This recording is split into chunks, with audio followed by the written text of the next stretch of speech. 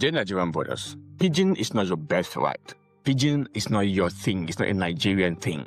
It's a thing of most West African countries. And so whenever you hear a Cameroonian speaking Pidgin, don't think they're trying to speak a Nigerian Pidgin, but then making a mistake. A Pidgin is being influenced by our own local languages that shape our tongue, as well as your own Pidgin is being influenced by your local languages that shape your tongue. The same with Ghana, the same with Sierra Leone, the same with Liberia, the same with Equatorial Guinea. These are some of the countries in Africa that speak the Pidgin English, though they call it differently in some of the areas. Ladies and gentlemen, let's talk about language. Language that is not really a language, but it is a vibe, a rhythm, a culture. And I'm talking about the Pidgin English. Now, where did this thing come from? History takes us back to the 15th and 16th century when the Portuguese first landed on the West African coast. They came with ships, trade, and of course, their own language, their own tongue.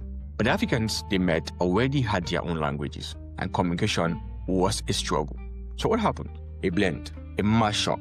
Africans speak pieces of Portuguese, letter English, words, and mix them with local grammar and rhythm. Boom, Pidgin language was born. A new way of speaking, not Queen's English, not Efik, not Douala, not Yoruba, but a middle ground everybody would understand. That was the seed of Pidgin. Fast forward, the British took over the trade routes and English became the main ingredient. But the Africans didn't just swallow it whole. No, we spiced it up with our own flavor. That's why Pidgin English is not stiff. It bends, it dances, it laughs. It's survival language turned into street poetry. Now, let's tour the continent to see the different African countries that use Pidgin English. Most of these countries are in West Africa. Nigeria, for example, it's a giant of Pidgin. Over 75 million people in Nigeria use it daily.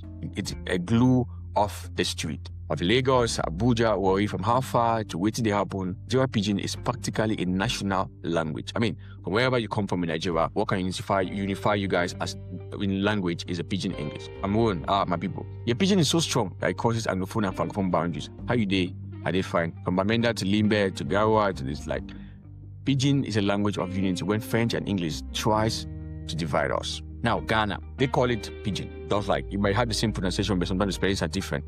Especially strong among the youths and university students. Charlie, how it be? It's the everyday password. Sierra Leone, they don't call it Pidgin. So it's a different type of Pidgin, which is a cousin of Pidgin, and they call it Creole, with roots in freed slaves and English settlers. It's so widespread, it's almost a national language. Liberia, Liberian English, or you call it Colloquial, carries the same Pidgin DNA flavored with American twist. So when you listen to Liberians talk, they are Creole, they are